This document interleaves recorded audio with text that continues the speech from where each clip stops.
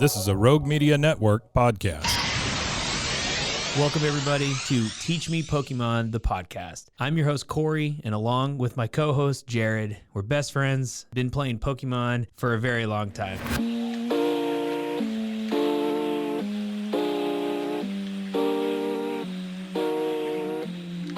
Welcome, everybody, to another episode of Teach Me Pokemon, the show where myself, Jared, and my co-host, Corey, we're talking all about Pokemon cards, y'all. The competitive aspects.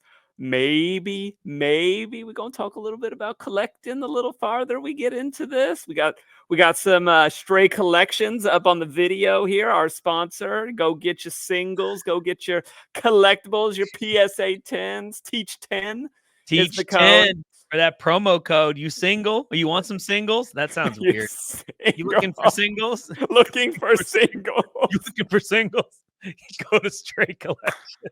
Sounds like a dance club. You looking for singles? It's a really diverse and exotic. Yeah, use promo code TEACH10. They'll get you them singles. That's a mess. But we got a full episode today. Corey, how are you? I'm doing well, man. I'm trying to drink this cup from a company that, unless they sponsored us, we're not going to talk about them.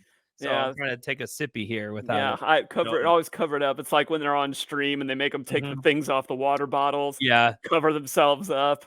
Blue tape over the logos. We're gonna rep Baylor here because we both. That's right. But, absolutely. Where this all started, we were sophomores at Baylor and enter Pokemon into our life, and now here we are, almost double the time. Yep. Double the amount of time. Close. For those of you out there, there is romantic hope within Pokemon, but that's a conversation for another time. that's another conversation. Code. Yeah. Today we got Stellar Crown specifics to talk about. We got Baltimore regional predictions to make. We've got education moments. Y'all know the flow. Educate, preach, Jared. It's like going to church. It's like going to Pokey Church. We're excited to get some guests back on the show in the coming weeks, so be looking out for that as well. Yes. But let's start here, Corey, with Stellar Crown. I'm gonna tell you a little bit about what we're doing. I said to Corey, pick me for each type of Pokemon something that's interesting. It's not necessarily going to be the best, but what's engaging to you in this set from each type, and that's what we're gonna go through. Yeah. And that's what we're going to talk about. So, well, I believe the question was like, which one's going to be most effective or something? Yeah. It's going to affect the game. It's going to affect the game. So I'm going to throw our picks up. Feel free. Corey, you jump in first. Talk about your card. Yeah. Please, we'll describe it a little bit. If it's in Japanese, we will say what the move does in English for all of those listening or watching. All of the scans are not yet available in English. So I want you to say it in Japanese. You've been to Japan.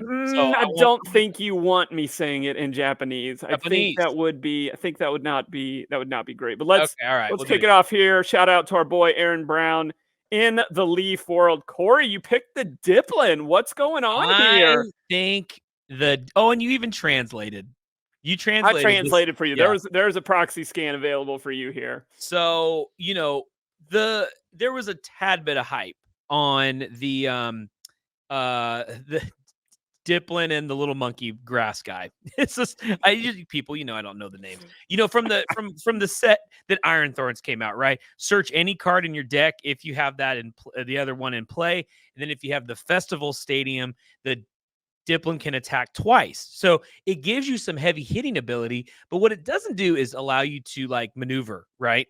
Well, now you could throw one of in here, and if you go up against decks that are just hitting you with basic, i.e. maybe a popular colorless Terra Pokemon that's coming out, throw this Diplin out there, do 20, and they can't hit you. Like, it has been shown that Pokemon with the effect, if you're basic and you can't attack me, it plays, Jared. Now, no, it does. Do they win regionals and internationals? No. But I always like when another print of a card comes out that can be thrown into a deck that honestly, it's not meta, but it's not rogue either, I don't think. So I think this one could have an effect on that style of deck because it's already built. You just slide in this Diplin for certain matchups. Yeah, absolutely. I mean, we've seen elements like this. The damage is not so big that you'll unfortunately get to a point where you're maybe knocking it out. It kind of has like that Mawile vibe to it where I'm not going to do too much Yeah. damage to you. Yeah. But I was shocked that you didn't pick this Eldegoss.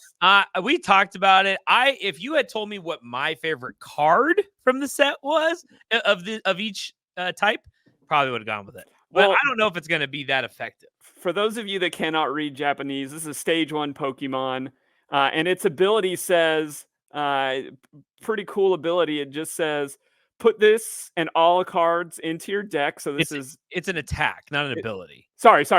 This attack, Okay. colorless energy, says, put this Pokemon, all cards attached into your deck.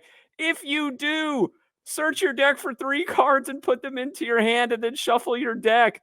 Yeah. This is insanity, Corey. This has stall. How is the stall committee not all over this? Or the control committee not talking about? Or I know you're a very secretive bunch. Maybe it's being talked about in hush circles. We don't like to talk before regionals, before the cards come out. You know, we got to be very hush hush about that.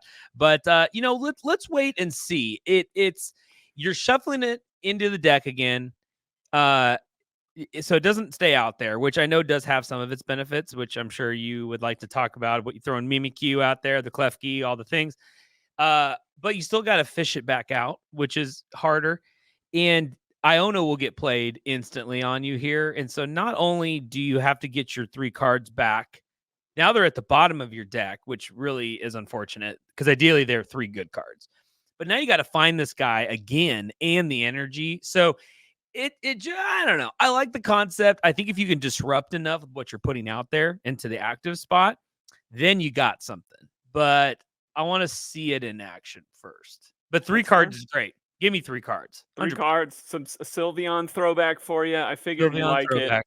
it. We're moving on to fire. Oh, yeah, baby. Corey, digging the Salazzle. I'm coming in with the Cinderace EX. Kick us off. All right. So, is it called Scorch Burn? What's this move called? Sudden Burn. Sudden Burn. Sorry, I need glasses. Sudden Burn. I like it. If you compare it with the Zerosic, you get your opponent down to no cards.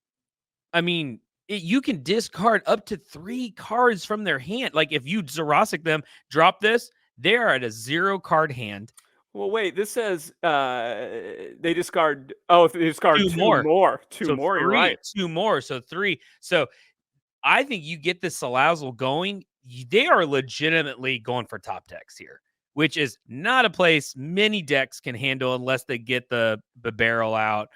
You know, the Mew, something like that, sure. Which they will probably dig for to get. So I get it, all right, whatever. But if you can pin them, being able to pivot and attach a fire energy, I know you got to discard it, but you know, let's say you have a double colorless, your fire, so now you're doing 110. This thing can actually apply a little bit of pressure, which isn't terrible. It just doesn't allow your opponent just to sit there and keep drawing back into it. Or you can just make them keep discarding if you want, which is just another very awful way. But if you had more Zerosics, do the darn thing again, and now they're down to no prizes. So counter catchers get your opponent into bad positions. If that Pokemon has at least 1 retreat cost and your opponent has no cards in their hand, you're probably going to stick them at least for 1 turn. So I think Salazzle, Jared, the control committee, we had a discussion. They allowed me to talk about this today. I think this could be a very decent control card. Yeah, I don't disagree with you. It's very interesting. I know you're high on the Zerosic. I've been seeing a little bit more of that in my online play lately. Some interesting things there. Yep. It could be absolutely brutal if they don't have any draw, like you mentioned. Then they're going straight into a top deck situation. And once again, variance comes into play. This video, it feels like it's like a Yule log or something. It does feel like a Yule log. Like you and I are like on a first date here or something. Like this is like, we need some music. So what's your fire Pokemon? Want some Kenny G? We got you. We'll get there. I went with a fan favorite here and another Terra Pokemon. The Cinderace, I think, is just a really, really cool Pokemon. Yeah. Couple this with one of the cards that I've picked later on in the show that we're going to talk about, which is the new Sparkling Crystal A-Spec. You could be hitting big for a double colorless. You could turn 260 this thing. Yeah. And then it gives you an opportunity to snipe as well. And I know you love things like that. Hit 180 on a bench, a lot of options there. Go hard at someone's face with an attack that could do 280. So how are you getting a dark and a fighting on this thing and in one turn? I'm talking about Flare Strike. Oh, I'm you're just talking doing about the the first first. move. I'm talking about Oh, you could okay. potentially in the right situation Flare Sure. Strike for a double colorless. Well, yeah, okay, I got you. So you're well, because you mentioned the snipe. So I'm like, how are you getting this snipe? No, I'm just saying you have options. If I'm saying Oh, okay. Flare Strike partnered with the right thing. Okay. But what's really nice here is we also have our stadiums in play that are going to help speed up fire Pokemon. So I think there's some cool things that can happen here in the fire world. All right. But I think those are two great picks. But now let's go to its polar opposite. Hit it. Bring me to the water world, Corey. Oh, I like it. Let's go. I'll open us up first here with the Lapras EX. I think this is a really cool card. I was a big Skittle player back in the day of Ho-Oh, and this doesn't do the exact same thing. But I've never seen a card that says, look at the top 20 cards of your deck and attach any number of energy. This is what's it, Togekiss on cocaine. Oh, yeah. Like this is Togekiss times insanity. 3. This is Yeah. absolute nuts, man. Yeah, that's a wild thing for sure. I just it's just eye grabbing, so I didn't know if that's why you picked it because it's just like 20 cards, and I do think you go first, pull that move off. Which again, metal, water, fighting, Metal, psychic, water. metal, psychic, water. What I didn't mean. Why did I say lightning? How are you? I mean, Jared, what's your pathway? Like, how are you getting this? I don't know, but I'm game planning here. I think this is a lot of these Terra. You're really tempted to run the new tool card that takes any type of energy less. And then we live Sure. in the age of energy switches, Corey. So I think that has to be your path forward if you're looking for some type of crazy turn 2 play. If Okay. you're able to establish 2 different energy types. Hashtag we miss Aqua Patch. Aqua Patch would be very nice into this right now. Aqua Patch, metal. There was that metal or there was a metal one too. You couldn't put on a water Pokemon, but you could do that and then move the energy or something. Yes, So sure. yes. Yeah. Okay. All right. Absolutely. All right. Well, tell Okay. us a little bit about old Crabominable here. Well, let me tell you about my friend Crabominable. Crabominable, there also is another Pokemon that I can't remember the name that if you have Jared, what's that supporter? Is it Curbs? What do they call it? Kofu. Kofu. I was gonna post Kofu because Kofu's interesting.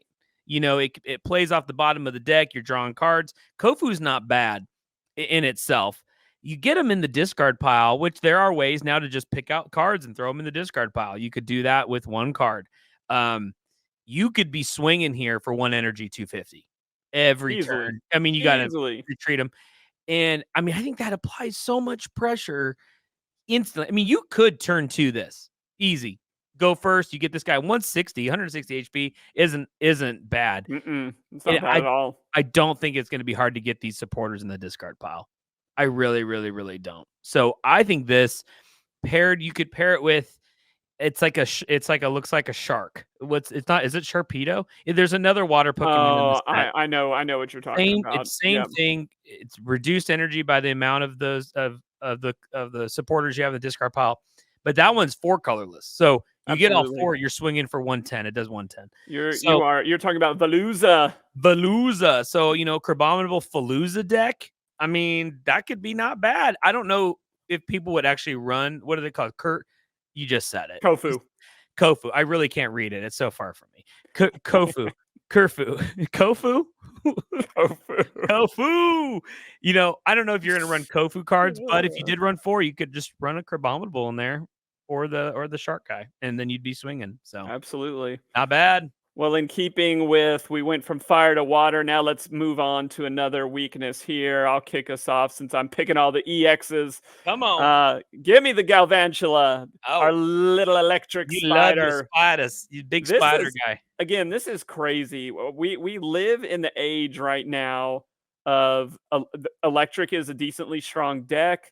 You could easily turn 2 with, our generators and get this thing going. But again, with the tool card, there's not a lot of people not running EX or V Pokemon.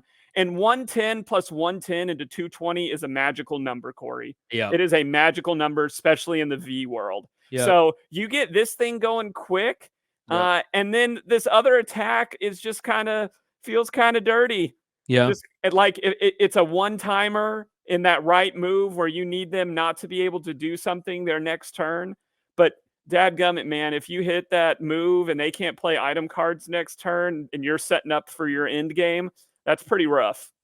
That is rough. If you could change one word, and instead of all, it said "an," you'd have me sold. This would be the best item lock deck on the planet. But Absolutely. it's just brutal, man. You got to get rid of all of them. That's hard. It's true. It's true. There's like one big item lock turn. That's what you're going for. There is now the energy I think here matters, and I want to point this out because it's electric leaf fighting. Again, with the new ace spec card, you take the fighting because you don't really have a real way to mess with that. But what are we always seeing? Teal Mask Ogre Pawn, attach your electric, switch because you'll have it there. I think you could chain this in multiple turns. You're not wrong. You're not wrong. I can see that. This is probably one of the more realistic Terra, Rainbow, whatever we're calling these. That's probably the most realistic attack to pull off. In my opinion, you're right.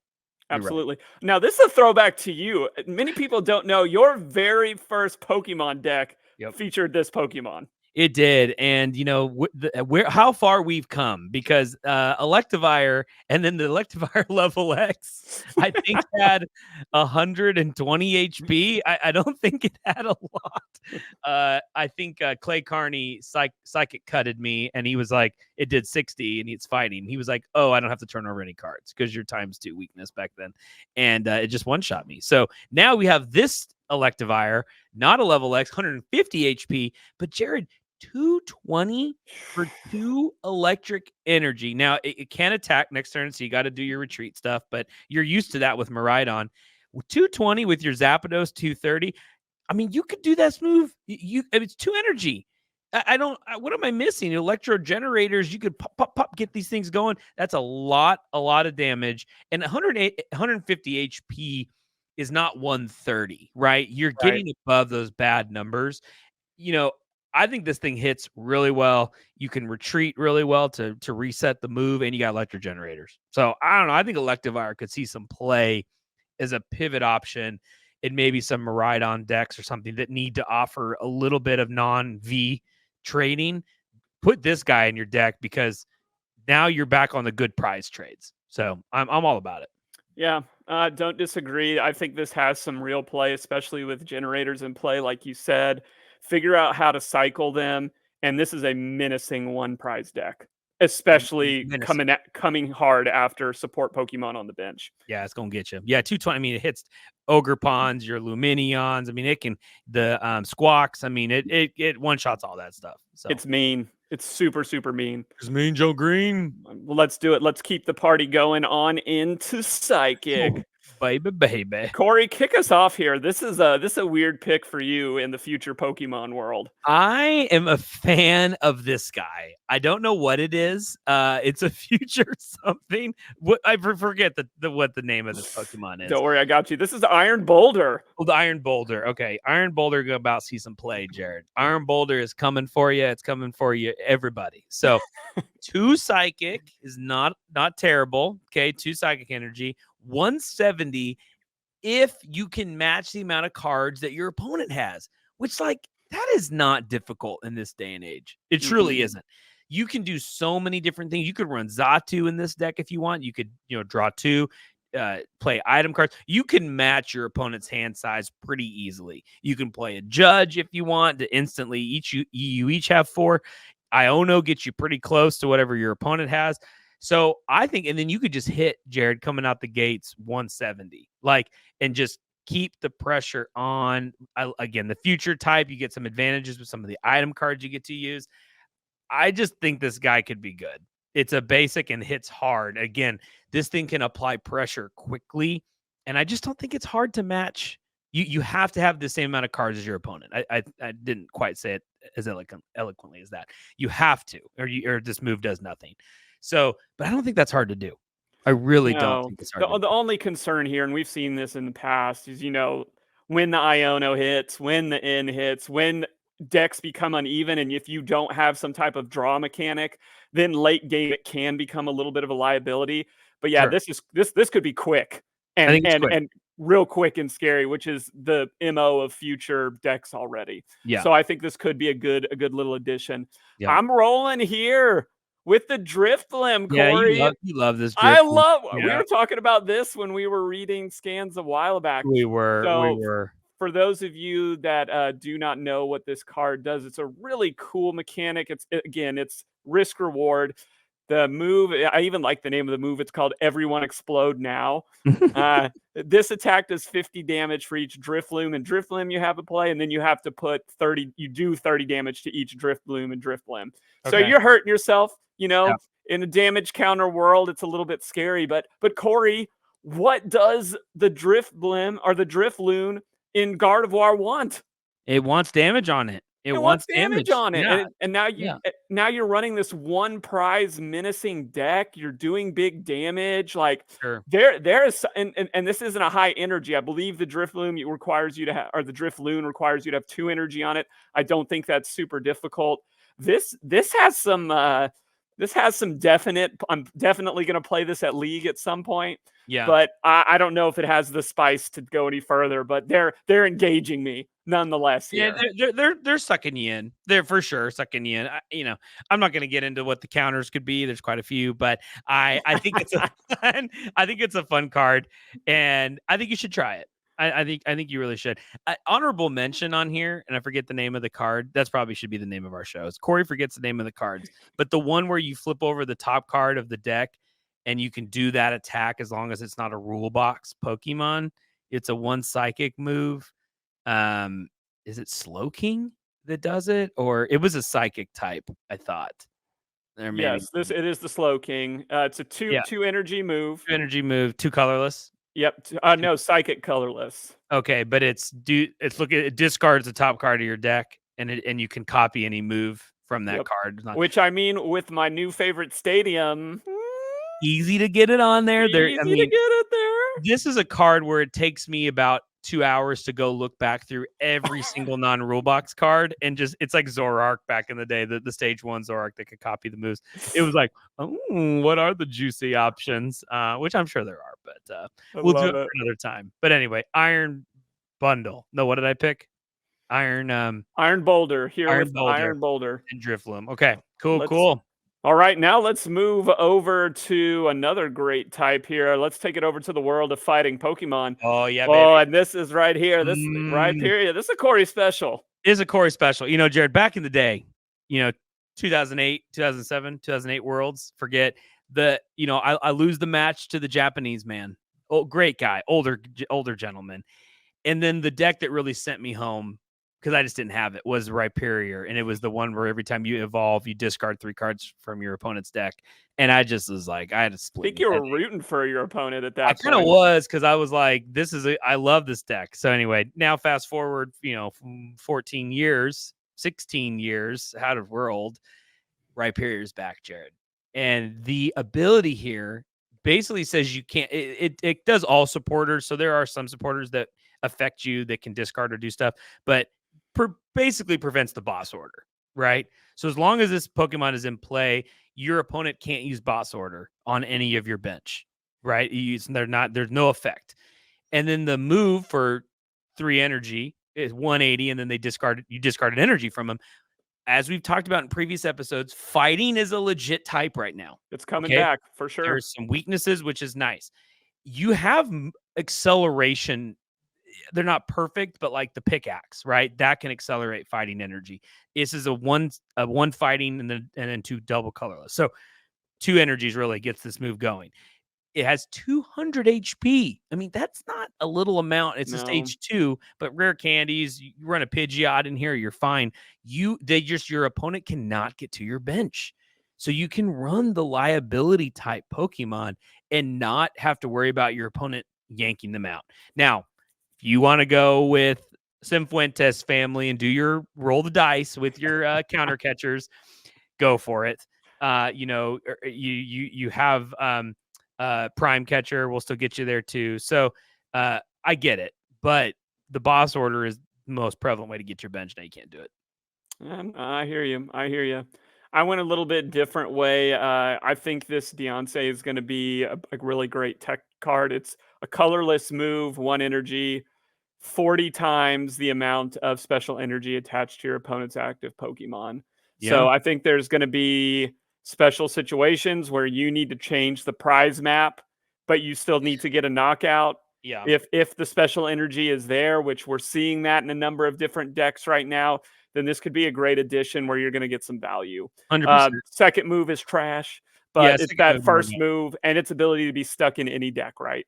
I think by the rule of the law of the segment we're doing, you killed it with this one, because I think your Deontay can be those one of techs into a lot of decks here. Also, are we on Mars? This video, this is crazy. This looks like Mars, but then It kind of does the look like sun. Mars. So I just didn't know where we were, but it was a good match with the rock type.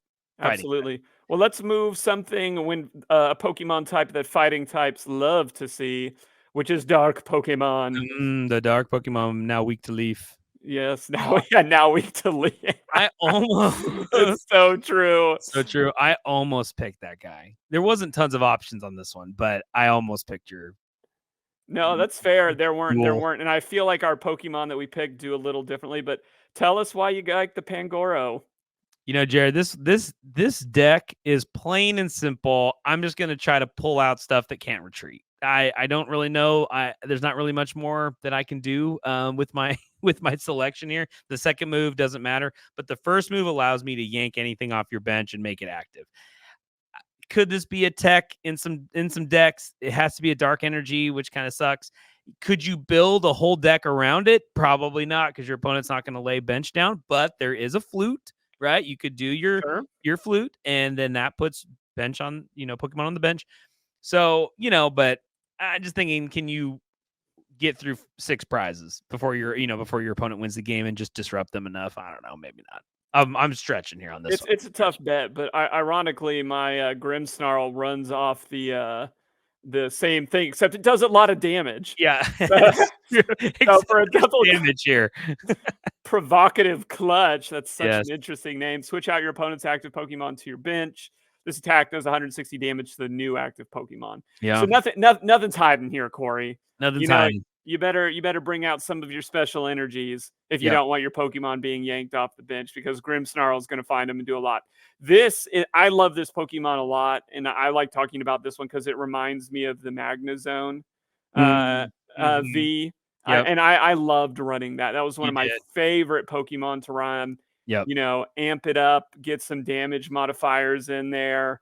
Yep. And it can just do some with the Regieleki VMAXs, and it just does some really, really cool things. So I think this Pokemon has some play because it can do both. Like you want to yank a Squawkabilly and kill it. Cool. Yeah. Maybe you're sprinkling and then yanking. Maybe this could be an interesting Frostlass Grimmsnarl play. Sure. But it's enticing to say the least, especially with its value at a double colorless move.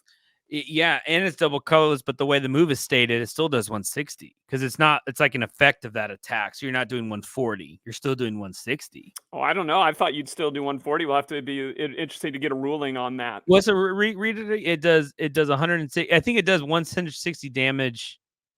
Well, to the new active Pokemon. I think it's probably 140. I think it's still going to be a 140 according to the rules. That is okay. You're probably right. Okay. Let's move on to the Pokemon that we had the most difficult time making a decision. Oh yeah, this was a tough one. How did we both land on this being our dragon Pokemon selection? Stellar Crown had so many dragon options. How did we land on this? Oh wait, there was one, and it was Raging Bolt. Okay, the second move, fine. 3 energy, it's wonky. 130 is not gonna do anything. The first move, we love a good snipe. We love a good do more damage snipe. This one coming out the gate, how many energy on it, and it does 30 times that amount, right? To any of your opponent's Pokemon. So, absolutely. I mean, the amount of energy switches, 60, 90. I mean, you're not trying to do 330 damage with this move. I think it can be paired in certain decks. It's an ancient Pokemon, so you got good old Setas can come alongside you. So I don't know. It offers some utility against some decks that think, oh, I can just hide. You got to burn a boss to come get me. Well, now you can do a Raging Bolt. The best thing, in my opinion, I'll let you say, but I think it just offers the prize trades, switch it up a little bit with prize trades. So I don't know. I think you could see it. You could see it in certain decks. Yeah, and it's just a cool looking card too. Really great art. Yeah. Here.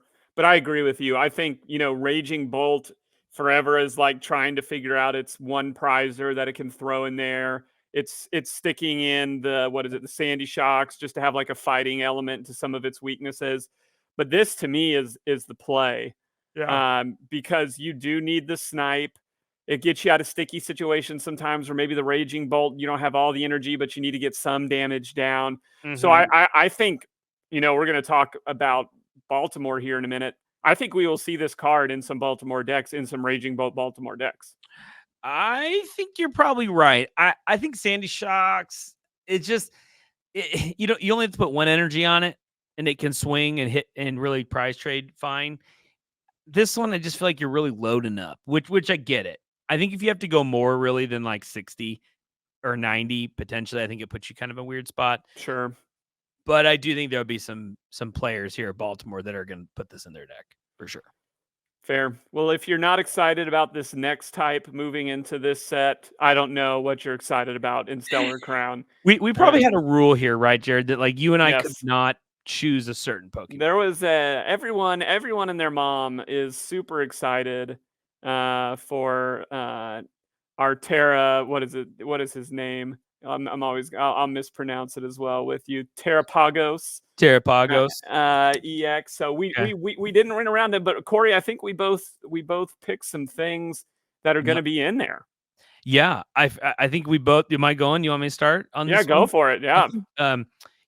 Stray Collections behind us here, right? His videos. Stray went to a pre-release last week. Oh, And he got second. Stray doesn't go play in tournaments, so he went to a pre-release.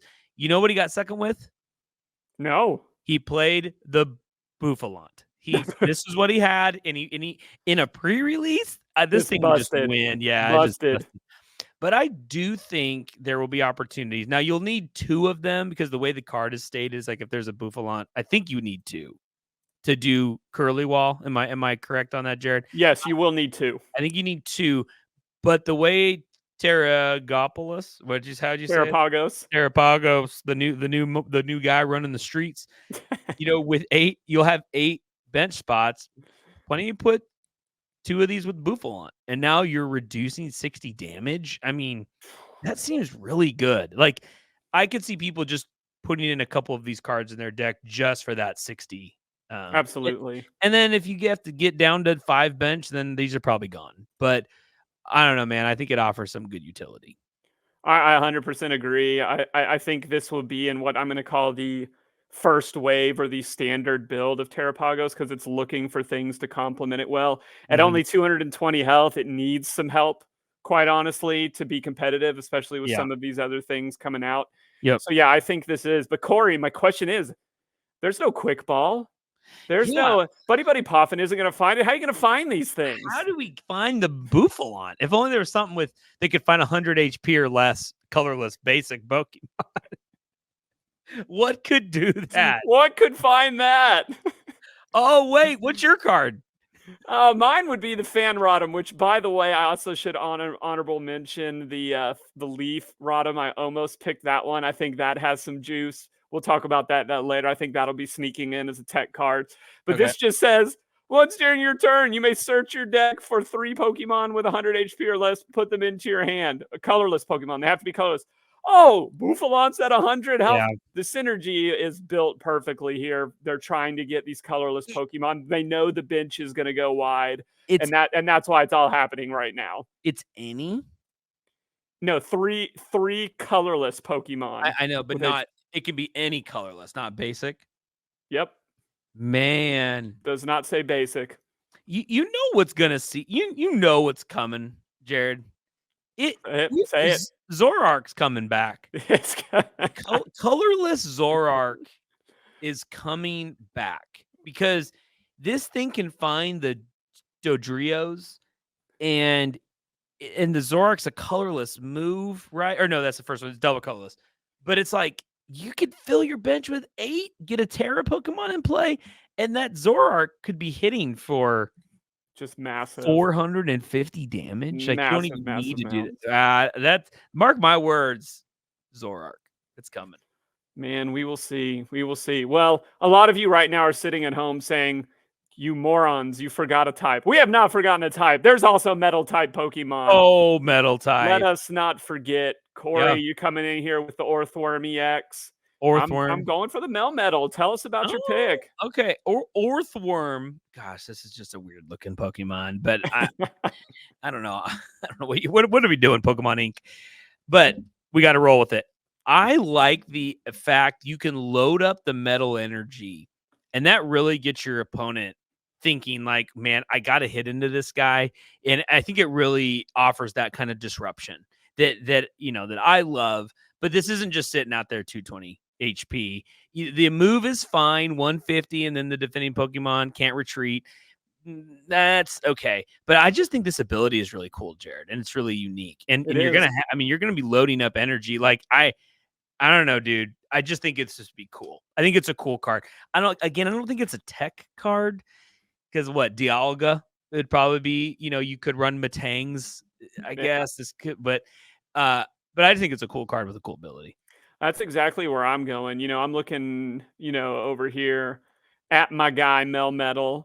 And his second move, Remodeling Axe, 250 damage. But before doing damage, you have to discard all Pokemon 2 cards. If you can't, the attack does nothing. Okay, throw a tool card on him, partner this up with Matang. 250 is a scary number. Forget the damage modifiers that could go along in this deck. This is not that hard to set up.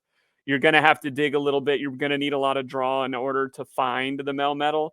But I think this could be an interesting one prizer partnered up with Matang. So we found 2 good Matang partners. Absolutely. Absolutely. We'll see what happens with these guys. And that's what I like most about Stellar Crown is I think it's going to unlock some great one prize decks moving forward with what we see. Well, let's hop over now. Let's look into the world, Corey, of our favorite type of card, trainer cards. Oh, yeah. The 2 on the left are your picks. You got Great Tree and Lacey. I went with Okabera and Sparkling Crystal. Feel free to kick us off. I think I'll start with Great Tree. I think Great Tree is Jared, like at the Olympics, you get a flag bearer, right, for your country. LeBron James was one of the flag bearers for the United States this Olympics. And if rogue decks were coming into the Olympics, Great Tree would be the flag bearer.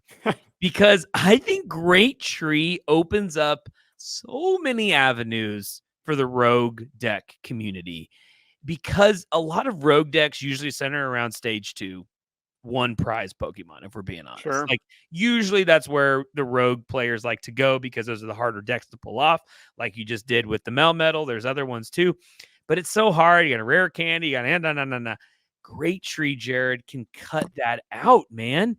Like you do have to have the basic in play for a turn, so this isn't like broken time. It was a broken time space where you could just go pop, pop, pop. Yeah, or what was the other leaf one that got banned? Yeah, there was the leaf giant something. I can't remember. Yeah, giant leaf, the land of the giant leaf or whatever. Yeah, that didn't. Well, Vileplume was stupid in that, but this is, so it's close. But you can. Great Tree allows you to evolve a stage 1, stage 2, provided that the basic has been in play at least one turn. So line up all your basic and then just go with the Great Tree. And if your opponent is ready, they're going to get this thing out of play probably. So I'm not telling you have this in play the whole game, but if you time your turn well, you can, avoid and still run rare candies. But I think Great Tree allows some decks that are stage 2 ones that might be clunky or slow. You could now get those in play here. So that's why I like the Great Tree. And I am calling Lacey right now. Tord Reklev will run Lacey in his first post-Stellar Crown deck. Wow. I think Lacey is so good. I think Lacey, this card, Jared, it's only a late game card. You can still play it if you want. The card reads, shuffle your hand, draw 4, right? But if your opponent has 3 or less prize cards left, now you draw 8. That's a ton of cards, especially late game. So I think this can be played. Like, there's cards that did 4 or draw for 5, and that's all they did. And Lacey can get you 8 cards. I think there's going to be Lacey's run in Pokemon. Sure. Jared. I'm not saying is it better than Iono? No. Does it replace research? We're not seeing a lot of research anymore. So I don't know. There is an opening right now for the second best draw-ish support card. If we, not boss order, but like a draw type supporter. I think Lacey can take that second place right now. It absolutely could. This card is absolutely terrifying to me personally because these are the supporter cards I look at and say, I don't need to run Pokemon with abilities that draw cards. I'll just run Lacey. I'll just run Lacey. It'll be fine. It'll be totally fine. Yeah. Yeah. I think it's going to be a cool card. I truly think it'll see some play. Well, I'm gonna talk to you a little bit about berries and crystals. Yeah. The first time that you and I read through these berries, is this now? I don't know. Berries and crystals. The first time off air when we were reading through this, we thought the berries just you took 60 less damage and it got discarded at the end of your turn regardless. Yeah. But after the scans came out, it is based on the type of Pokemon that you're up against. But still, to me, this could be a very interesting tech card. Yeah. If you were running into Worlds and there was one that said you took 60 less damage from Dragon Pokemon, tell me that some of the best players in the world wouldn't be tempted. Now, the 2 berries that we have coming out in this set go against Fire Pokemon and Psychic Pokemon, but Pokemon has done this many times in the past by giving certain types abilities. So I think the berries are really interesting and kind of fun. And then I've talked ad nauseum this episode about Sparkling Crystal. This reminds me, Corey, there was a annoying tool card back in the age of SP Pokemon that just said, oh, it's an energy less to do your move. Yeah. And there was a broken supporter that would let you find a tool card and an item card. Yeah. And it just this horrible cycling SP world. That was my least favorite time to play Pokemon. But this thing is absolutely busted. It has no language in it that says you can't go and find it from your discard pile. Yeah. So it's something that could be able to be cycled. Sparkling Crystal, as Terra Pokemon get stronger and stronger, prepare to be the ace spec of choice for some players.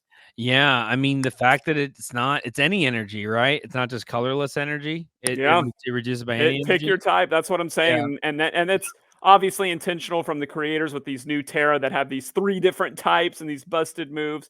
You'll see some of that.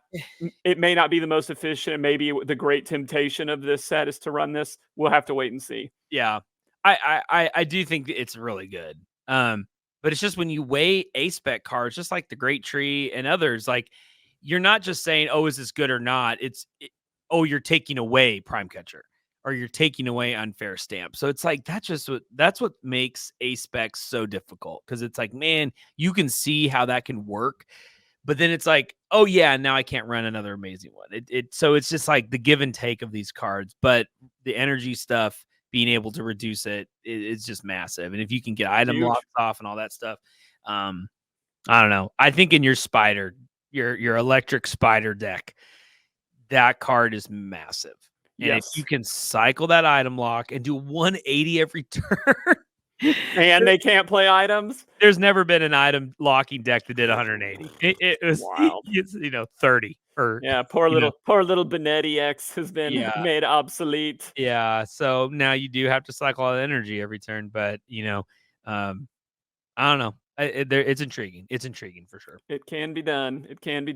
Well, that's going to wrap up our Stellar Crown coverage. Stellar Crown. Be sure to be checking out again Stray Collections as they are opening up these packs as they have been in the background of Corey. This set is officially released on the 13th, if it's not already that time by the episode. But a lot of card stores are already carrying these, and they are available. I hear Stellar or Stray Collection is getting some booster boxes. So I think there's going to be some openings coming soon on the Stray Collections channel. So it's going to be awesome. Well, Corey, now that we've looked at Stellar Crown, and again, we've looked at those lists, and we're not saying those are going to be the best cards, just some interesting picks. Yep. We've got tournament results to talk about. Yeah. We missed dropping an episode last week. We apologize for that. Yeah, we do. But we're not perfect. But at the end, we're not. Yeah. It is. But at the end of the day, we weren't covering something new. It was like Worlds 2.1 or Worlds 1.1. Yeah, we're just still in that like weird ground where there's a new set. We're playing it on live, but yet Baltimore, we're living in the past. So it We just are. yeah, it loses some of its luster. Well, here's what I want to do. You and I did talk privately about what we thought would happen. So I Yeah. want to talk about that real quick, see kind of Mhm. where we fell and how we did on some predictions that we didn't put public. Yep. Then I just want to chat a little bit about the tournament because to me it still was an exciting tournament to watch. There was some variation from World. That was fun. And then Yeah. we've got to talk about what's happening in Latin America and what's happening in Europe when we finally see Stellar Crown coming into Yep. play. Yeah, no, for sure. I think this, we had talked a few episodes back where there was still like room to register for this tournament. Remember? Where we're Yes. like, you can still register for Baltimore. Almost like that hasn't been a thing in years now with Pokemon where they're like, hey, there's still seats. So we didn't know, was this going to be a low turnout? And it ends up being a huge tournament, Huge. right? 2,500 masters, I think, is something like that. Yeah. Am I wrong there? No. So I had said going in that Reggie Drago was probably still going to be the deck, at least for day one.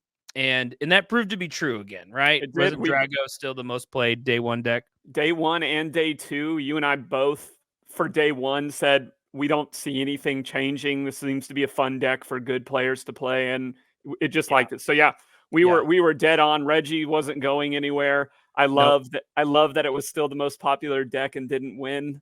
Yeah. Like I will start putting bets down on those statistics that we talked about a couple episodes ago. But yeah, Reggie across the board day one.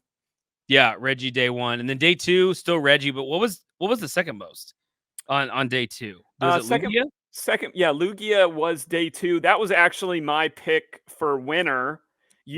But not my most popular day two. You thought Miraidon was going to be the most popular day two deck, which we have to touch base about that. I thought Charizard would make a little bit of run, but I tend to be a little bit of a Charizard fanboy. But let's deal with that. Charizard was there. Nothing really spicy in that. Where was Miraidon, Corey? Yeah, I'm like scanning the. Where was there not one in day two? No, not one. Oh, I'm sorry. There was one Tony Herrera, one Miraidon deck. Yeah, 73rd Tony. We did have a Iron Thorns here, 97th. We had two Iron Thorns, but I want to talk about both those decks real quick. I thought Miraidon proved itself as a continually viable deck at Worlds. Yeah. And I personally don't view it as like this high skill cap deck either. Yeah. Why did we not see that here? I think I've given this this warning multiple times. Jesse's an incredible player, right? Top 8 Worlds. Had, maybe if the pathway gets a little different there, maybe he makes it to the finals or wins the thing, was on a huge winning streak. But Miraidon is not, it just doesn't do a lot outside of just what it does, right? And it just doesn't have pivots. I think players want to have options to pull out games. And Jesse's deck, if it hits, it hits. It's like you're at the we have a lot of kids listening to the show. A lot of adults go to these places called casinos, to have fun. And a lot of times there's a gambling involved. And when you're hot, you're hot. So you want to be Jesse on Miraidon. But when you're not, Jared. And Miraidon just doesn't offer a lot of that. And if you get behind in the trade count, it's over. So I just don't think that could hold up against like your Dragos. I think it showed in that tournament that it's just not a great deck into that matchup. And then your stalls, which obviously we saw stalls, we saw control, usually can pin Miraidon, and it just doesn't have many outs. I think there's like Jesse's deck has a prime catcher and 2 carts. So if you Eerie one of those or you sister 1 or 2 of them, like you're kind of up a creek at that point. I don't know, man, because I wrestle with this. One of the big trends that I'm looking at from what was played at Worlds to what was played in this tournament, we don't see there's two decks that took a big downturn. But if you look at Worlds, most played day 2 decks, Reggie, Lugia, Charizard, Raging Bolt. Awesome. Yeah. And then you had 10 Iron Thorn decks in day 2, and you had 6 Miraidon decks. To go from that to 2 Ironthorn decks and 1 Miraidon after both showed up so big at Worlds. I'm shocked. I'm shocked by that. Well, but look at it, and you got to take into account like regions, and Worlds is everybody, right? And so you look at Fernando like took it down from a different region than NA, right? And so US and Canada. And so maybe some of those groups, like let's see in 2 weeks with the Brazil regionals, maybe Ironthorns. Now, I mean, there'll be another set, Stellar Crown will be legal, but the US players weren't rolling in there with Ironthorns at Worlds. And so now we're back to US Canada, and we saw that wasn't, played as much as obviously these other decks. So I don't know, maybe it's a regional thing. That's what I'm going to say. It could be, but I have a theory. And I believe that those 2 decks not being as present in the day 2 meta opened up the door more so, not 100%, but opened up the door more so for our winner, which we have to talk about. Gardevoir taking down the first tournament. Yeah, where was this at Worlds, right? I mean, no, Gardevoir. Gardevoir is the best deck. Gardevoir, Azul and his team on Gardevoir. Like Gardevoir is the most consistent. Into a new format or with the new cards. Let's just play Gardevoir and feel it out. And it did so poorly at Worlds. And then, you look up here and Henry, who did perform really well at NAIC, got top 8 on this deck. Here he is again, now takes the whole thing down. And you could you feel it, Jared? Like top 8, you saw all the decks in top 8, one Gardevoir. Could you see the pathway for the Gardevoir to win? I don't know, because you and I, we'll talk winners real quick. I thought Lugia was going to win this tournament, and I felt really good about that prediction, seeing what was in day 2 and who was playing what. You said Charizard. I think that's a fair pick as well. But no, I mean, we always expect it to be there. That's you and I's running joke. Oh, well, there's really a top 7 and a Gardevoir. Yeah. Right? Top 7 and a Gardevoir, unless we're talking about NAIC. Yeah. In which case it was, well, there's 6 Gardevoirs. Yeah, there's 6 Gardevoirs in the top 8 here, which was just ridiculous. Yeah. 7. How many made day 2, though? Only 7 Gardevoirs made day 2. The same amount as Ogerpon Neuver. Oh, we gonna talk about that. We gonna get there. Yeah, we gonna talk about that. So it's not like Gardevoir just like swept the tournament and just all these day 2. It only had 7, but Henry made his way into top 8, and then I think how the matchups laid out, it favored him to take it 100%. But it was there. And that, what does Gardevoir fear? Multi-prize taking early decks. So no Iron Hands, no problem, right? Yeah. Iron Hands pops up in Lost Box, Chien Pao, Electric, any of that. It's not great. In Lugia. It's in Lugia. Yeah, but it has it. It's true, but it didn't. I feel like in some of the games that we watched, it was prized. Unfortunately, you can make excuses this way or that. Yeah. But I don't feel when you can turn to a and not have to and find it. Like that's the problem with Lugia. It's just to find it. Same thing with Chien Pao has to find it. Electric is going to find it, right? Yeah. You get a Miraidon down, it's going to find it. Yeah. So one only has like basically one attempt, maybe 2 with the lightning energy and legacy, and once that gets off the board, you can't bring the energy back into play. So absolutely. And does Gardevoir want to fight Iron Thorns either?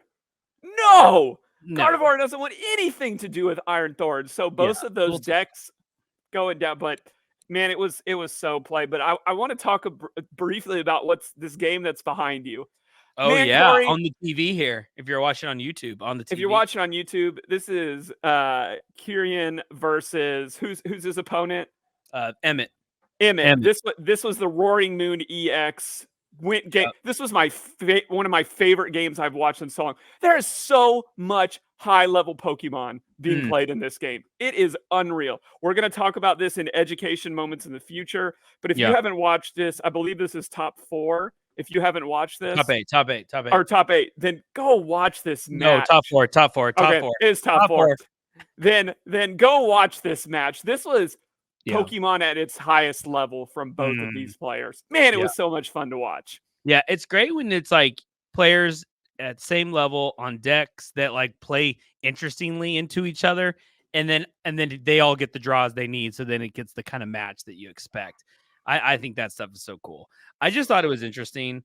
Like, you look at who made top 8, right? I always go to the players. Oh, yeah. And, Henry Chow has been consistent. Has he won regionals and stuff? No, but he's a consistent player. But you have the 4 that got top 4: Henry, Chow, Kieran, who we mentioned, Emmett on the Roaring Moon, and then Steven Verasco.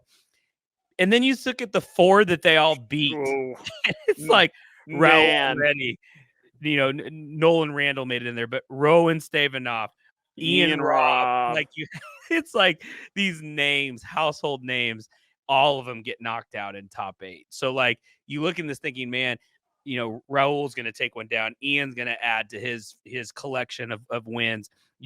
Rowan's a big time player. Obviously, he's won regionals at big tournaments. None of them made it.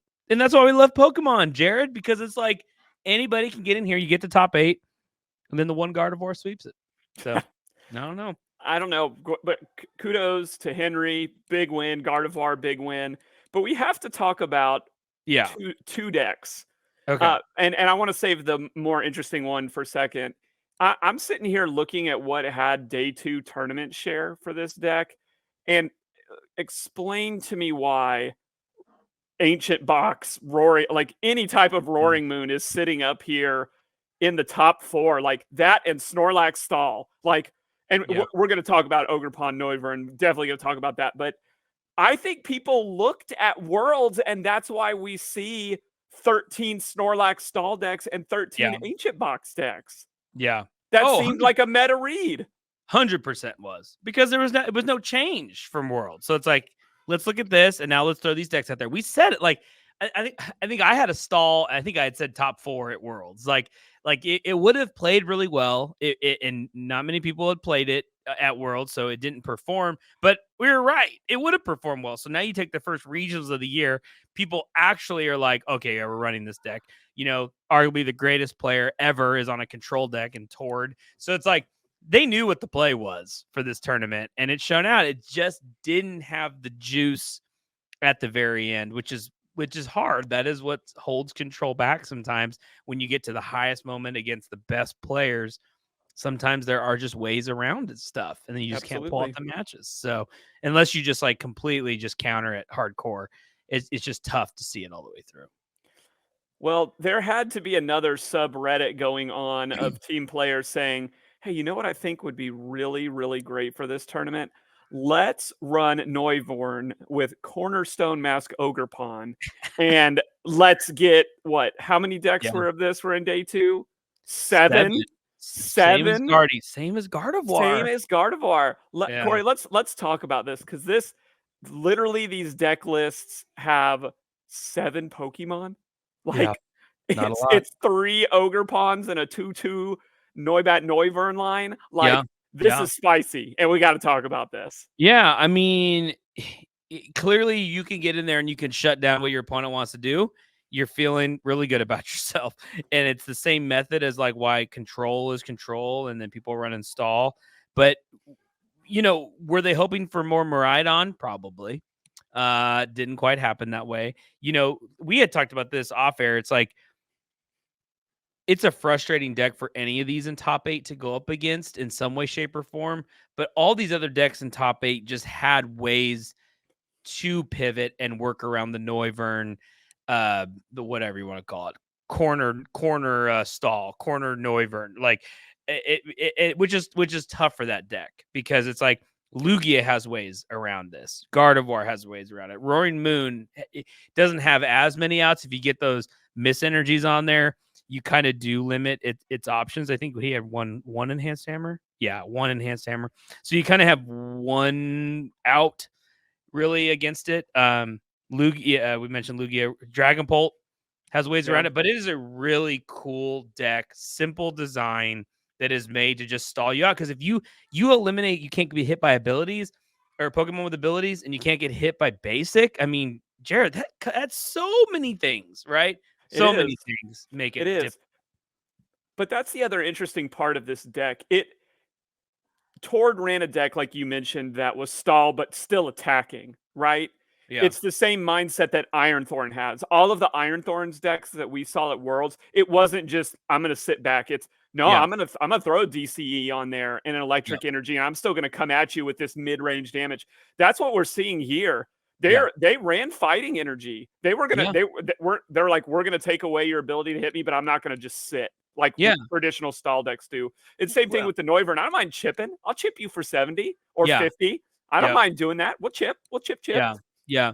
Well, and we saw Tord had 3 Mimikyus in his deck. There was some of these other players had a lot of Mimikyus, and the Cornerstone doesn't care. Like it can hit through that because of its attack. So like you don't want to just set it out there and not be aggressive. So I did like that aspect of this deck where you are actually forcing action as opposed to just saying, well, you can't hit me, and then waiting for your opponent to find a way out or around it. So absolutely. Very cool, man. I love that this wasn't just a one-off. It was like 7. Like, so my question to you, as we prepare to watch, Dortmund and Brazil, and then as we get into Louisville, is this deck going to be a thing? Do you and I have to think about Noivern and Cornerstone Ogerpon as we plan for Louisville? That's a great question. They asked a lot of great questions on the stream for Baltimore. And what a lot of the best players said is, I have to accept a loss to something or else I'll tech for everything. Oh, yeah. So, and so I feel like you're just hoping to hit the right pathway. Like, I think you have to be aware of this deck because it still can be played around. But if you're building your whole deck to build this, don't waste your time, right? Yeah. At 7% of the day 2 share, you've got, 93% chance of not running into this deck. So I think you have to be aware of it, but I don't think like, let's sit at home and like, I'm running 4, canceling Cologne, and I won't lose to this deck, or I have to throw some type of stage 1, stage 2 Pokemon in my deck just so I don't get Noivern locked until the very end.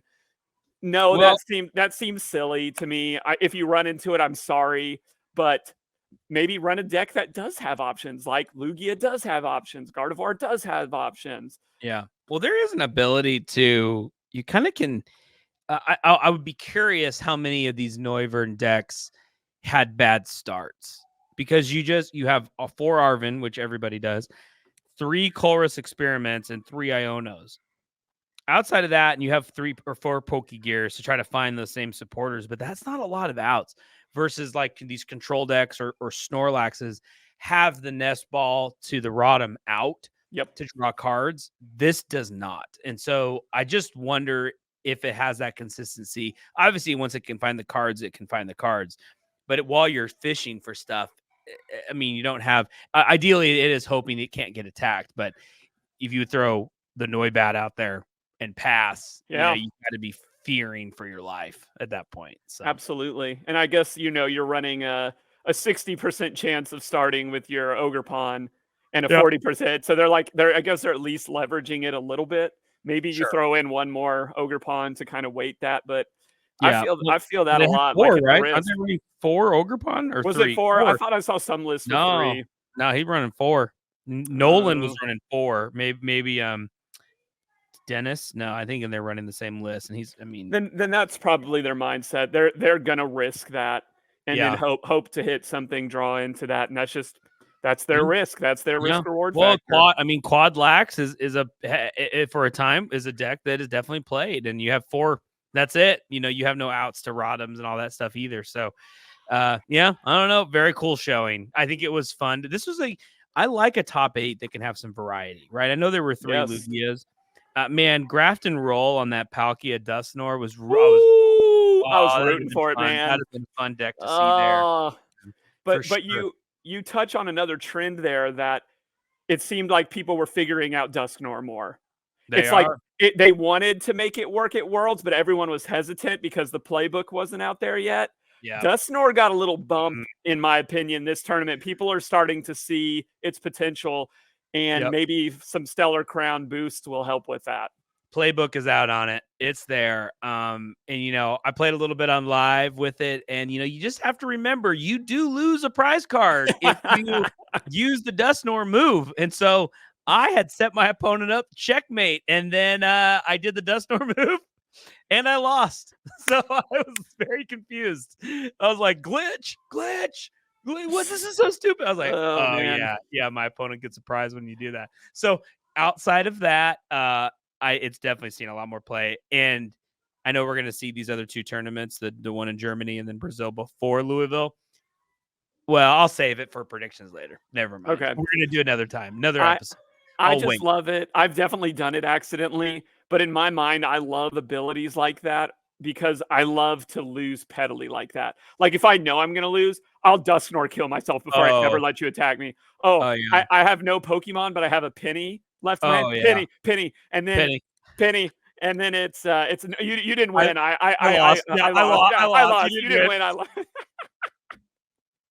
It's not you. It's me. It's not you. It's me. me.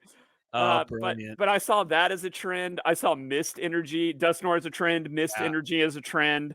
Mist energy. I mean, think of the matchup. Like it helps against Roaring Moon. It helps against the not Noivern, the Dragon Bolt. Yep. Right. So it's like this is starting to pick up steam. If a deck is trying to get cheeky with de-evolvers, you have your Mist energy. I said it when that card came out. It is going to be a game changer, and it just clearly is. Was it in every top 8 deck except for Gardevoir and Drago? It's in all the Lugias, obviously. Yep. It's probably not in Roaring Moon. So I'd say half. I guess. Well, even in this match that we're talking about, you go watch this match. There was a move where the Roaring Moon player got to the end of the very last card, Enhance Hammer, so that he could get the knockout the way that he needed to. The next game, Kyrian comes back, 2 Mist energies on his attack. Like that was the type of back and forth play that was happening here, and it was so good.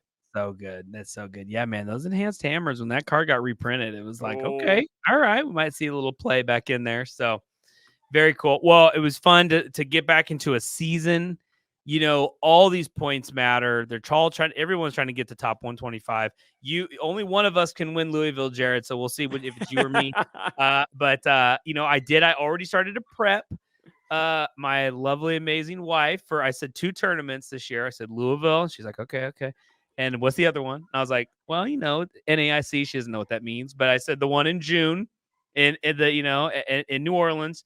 And we're pregnant right now, and our baby would be born in February, so the baby would be like 3 and some change, 4 months old. And she's like, I don't think so. I was like, we'll cross that bridge later. Let's just leave the door open.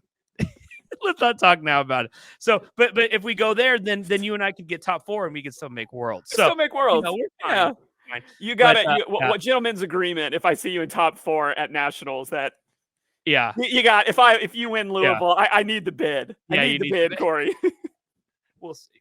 We'll see. But anyway, it was fun to get back in the action, to see this, and just again excited that Stellar Crown's coming. I wish it had been active or illegal for this tournament, so we could have saw some high level play with the new set. But we'll have to wait for the Europeans and the Latin American players, see what they do. Oh, and I'm actually kind of like that a lot, because when I watch Pokemon in different countries, I feel like these different regions, like I feel like Europe is very experimental.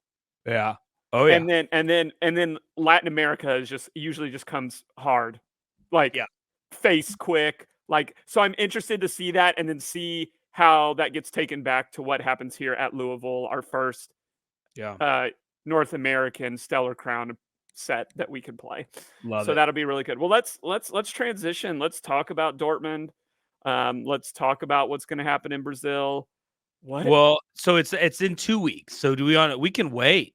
It's in 2 weekends. That's fair. Yeah, we can wait. I think we hold. I think we hold. Let's hold. Let's do that next episode, because then it'll be that weekend, and then we'll do predictions for both. Like that. Okay. I like that. Let's just go high level. One big question. Okay. Will a primary Stellar Crown deck, and by that I mean like your primary attacker, not support Pokemon, will we see a primary attacking Pokemon be the winner of one of these 2 tournaments?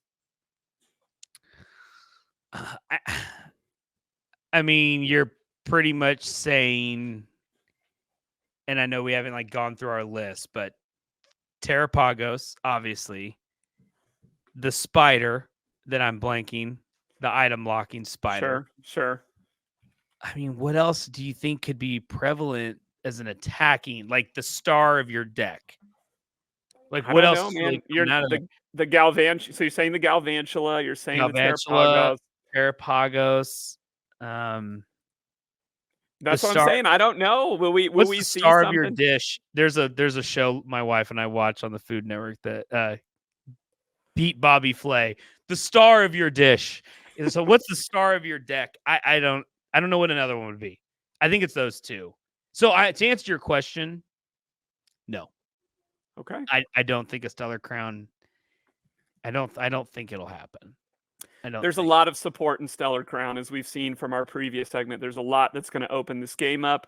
Yeah. But I think you're right. I think it's going to open the door for some things that already exist. Yeah. I'm gonna give you a little breadcrumb because I think our boy that got 9th on Palkia, he was ready for Stellar Crown. He had it ready. He's just missing a couple cards. It was ready because your boy might have been playing it today, and I was like, "Oh, that's why." And we'll leave it at that. We'll pick it up next week, but yeah, I think oh man, what's his name? Grafton. You want to be sponsored by the Teach Me Pokemon crew? We'll send you to Brazil on that same 60, and I think you take it down. Couple tweets. No, actually, maybe go to Dortmund. If you had to pick Dortmund or Brazil, where would you go? If you wanted Like the better just chance. if I think I had the better chance. You got one. You can only go to one tournament. Where are you going? Which one are you going to go play in? Ooh, I don't know. I'm not gonna lie. I think I have a better chance at Dortmund. Latin America scares me right now, man. You got the reigning national champion down there in Chile. World champion. Yeah, like send me to Germany. Send me to Germany. Send me to Germany too. Yeah. I'll go to Germany too. I mean, I know Tord's there and he's lurking, and that's not fun. But I just hope that another great European player knocks him out.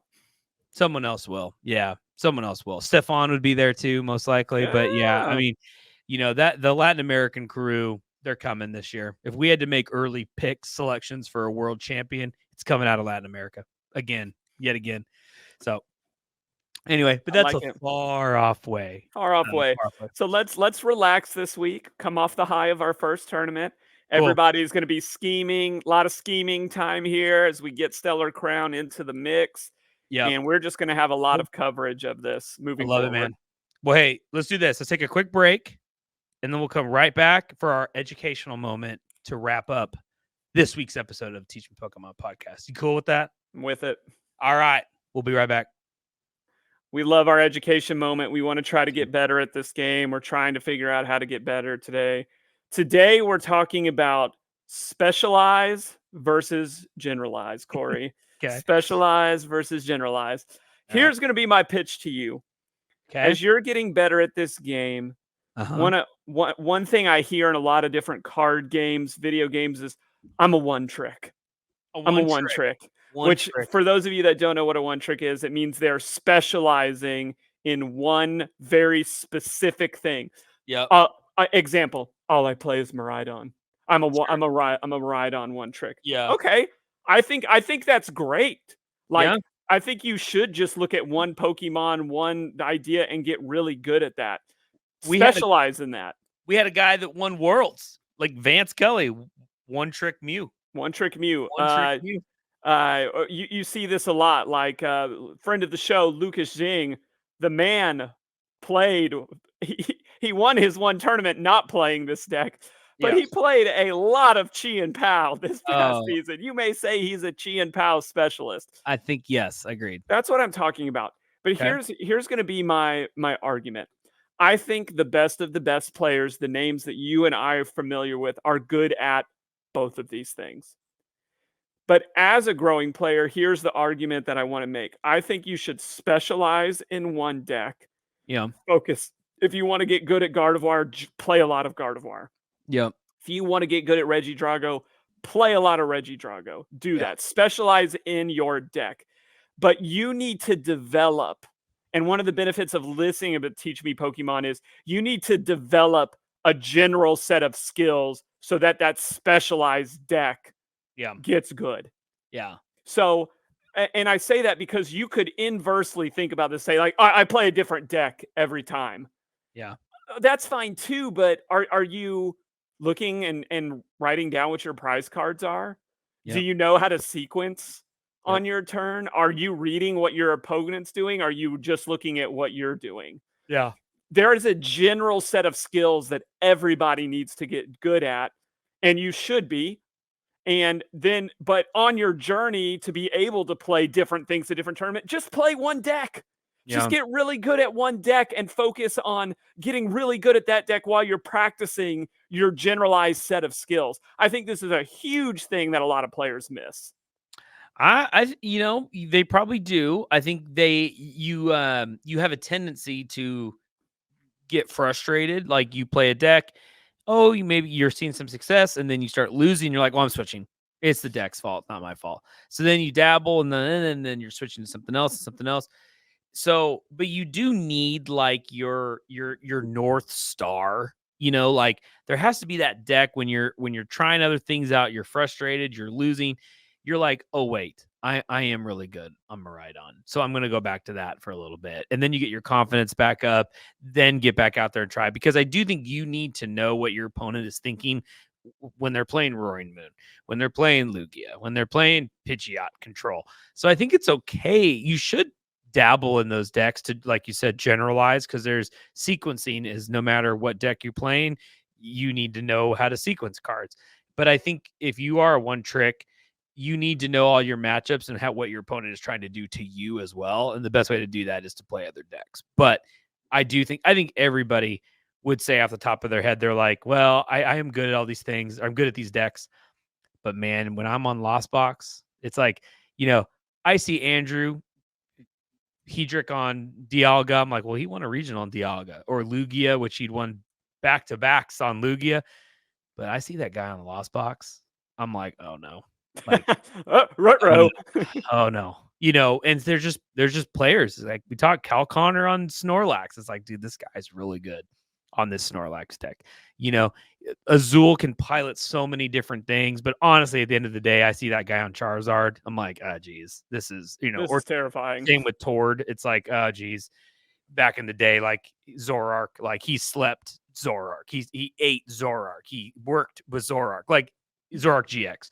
So it's just like there's just some decks that are synonymous with certain people that it just hits their play style really well. So I think the specializing is really important, but I do think you need to learn those general skills in all the decks in order to be the master class in your specialization, if you will. Tell him, Meowth. Get a Meowth. Is that or is that so? It's not Persian. It's Meowth right there in the video. Yes, this is Charlie. It's Charlie Persian. Charlie right here. That's right. Yeah. But I agree with you. But I want to raise this conversation too, because as you're growing, you're learning all of these different skills, right? Yep. And I think you can also specialize a section of your time on one skill. Yep. Example, Elijah and I are starting to practice this. This is a great drill that you can do. It should be its own This is your son. education mode. Your This is my son. Elijah. Yeah, this is my son Elijah. You don't know. We're trying to get better at recognizing quickly what cards are in our prizes. Mm-hmm. So instead of doing that in a live game, we just do quick things where we say we get our deck, we have the other person shuffle it, cuddle it. We say, on your mark, get set, go, and then whenever you're ready, you write down your 6. Oh, sick. And then whoever has more right is the winner. If it's a tie, whoever did it faster is the winner. Okay. So, but it's just practicing looking good. Yeah. You see the best players, on their first turn, you play that nest ball. Look at your entire deck. Yeah. That's a specialized move of a generalized skill. Yeah. But spend some time doing that. Yeah. Right. And so specialize in your deck, generalize in your skill set. And as you get better in that generalized skill set, it's going to transfer into you playing Charizard at one regionals and picking up a new Regidrago, because you're not losing that base set of skills. Correct. Because your one deck could just start to get countered really hard. And it's like you just can't play it. I mean, it's like you want to be a Gardevoir player and you think Gardevoir is the best deck in the format, but Maridon's coming and you're not even going to set up. And it's like, I'm going to run it anyway. Not speaking from personal experience at all, but like you just get stuck in a certain, and you got to pivot. You have to. So, get back to your true deck, because every once in a while, then the meta swings back to it. But yeah, you got to be able to generalize. That's a great education moment, Jared, as we get better at the game of Pokemon. You're teaching us. These are things that we need to be doing that you can do anytime on live or whatever. Try some other decks. It's okay. Yeah, it's okay to lose okay. a little bit. It's okay. Get Yeah. out there. So we will talk about losing more as the season. It's a hot topic in our family right now. Oh, yep. But we will talk more about that. But that's really going to wrap us up for today. Again, be looking for these Stellar Crown cards. Really cool set that's coming out. Look at this. Look at the Dusclops I pulled. That's great. With Stray Collections. Look at that artwork. That's a great. It's a really cool. I've been seeing that a lot on live. That art version. We're reviewing our good polls. That's okay. I was like, how did you get both of those in the same pack? I can't tell you. No, yeah, we're going through our polls. Yeah, anyway, I love it. I love it. Stuff. Again, another shout out to Stray Collections. And I will say this. We always say this. We're so thankful for the amount of people that are liking, subscribing. Throw us some comments in there. We're getting better at responding. And definitely look for our YouTube short.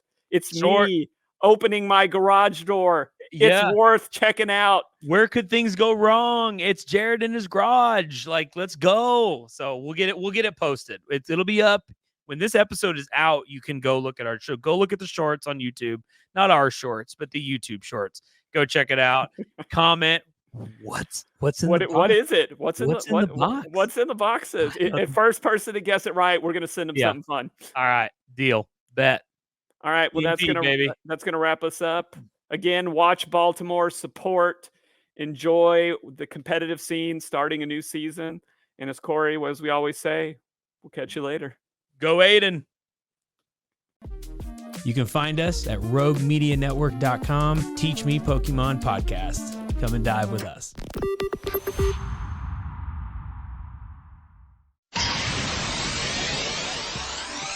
This has been a Rogue Media Network production.